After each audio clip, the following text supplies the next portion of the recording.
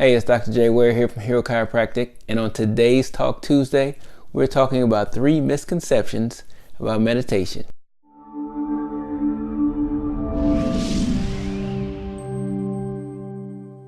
When it comes to meditation, there are 3 major misconceptions that I think a lot of people have and surrounding it. And one is that meditation has something to do with religion.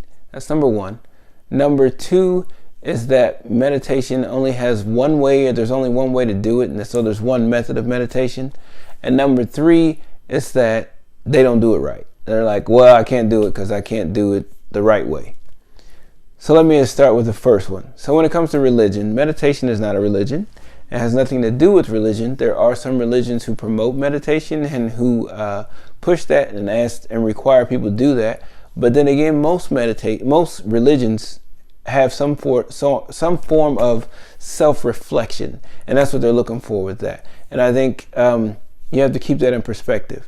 There are people who have been in debate, not necessarily debates, but they've had this issue because they feel like it's going against their religion to meditate, because they've associated meditation with Eastern religions, and so they figure like it's going against Christianity.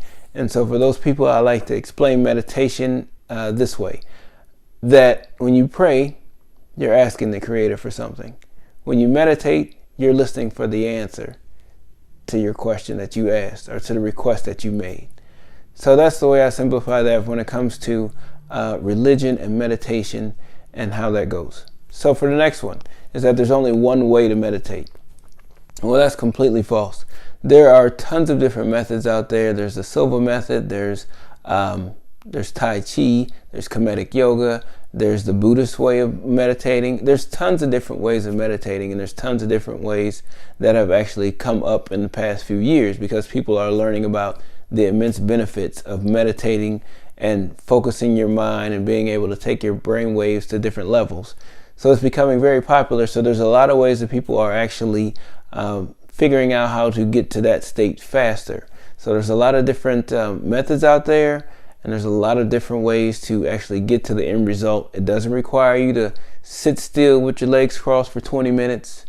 That's not it. Some people do the moving meditation, like I said, the Kemetic yoga. Some people are sitting. Some people are walking or moving of some sort. And then there's some people that are lying down. And no, that's not sleeping. But some people actually lie down and meditate. So that's possible. The other thing, the third one that most people come up with, is that they're doing it wrong. Well, do you really know what right is? So the idea behind meditation is that you're able to acknowledge what's going on in your mind, give it that attention that it needs, and say, okay, I'm moving on to the next thing. So whether you're doing a meditation where you're focusing on your breath, and if you're focusing on your breath, you have this thought, you say, okay, I'm thinking about this, bring it back to my breath. Or whether it's a meditation where you're doing a mantra, you continue to do the mantra, and then you may have a thought and you bring it back to the mantra. Or whether it's a meditation where you are, doing some sort of movement and your brain goes somewhere else, just bring it back to focusing on the movement. So it's all about you being able to bring back focus to whatever it is you're doing. And that's where a lot of people get thrown off, because they say, oh, I'm not doing it right because I can't clear my mind. I got too many thoughts running through my mind. We all have thoughts running through our mind. That's the point of having our minds going, is that we have thoughts running through them. So you'll continue to have thoughts running through your mind. So that's not a way to discredit yourself or excuse yourself from meditation, because that happens. That's part of it. It's just whether you can bring it back to whatever it is you're trying to focus on. So that's one of the big keys when it comes to meditation. It's Dr. J. Ware, those 3 misconceptions. If you need some help with your meditation and beginning, there's an app that I really love. It's called Calm, C-A-L-M. You can download it on the App Store, probably on the Google Play Store as well. And it kind of walks you through a lot of different things you can do with meditation. They have master classes. They talk about ways to help you go to sleep, ways to track your meditation. They actually have a way of helping you track your meditation. And then at the end, there's kind of like a little reward. They may have a little saying or something like that at the end. That's pretty cool. I post on most of my Instagram stuff.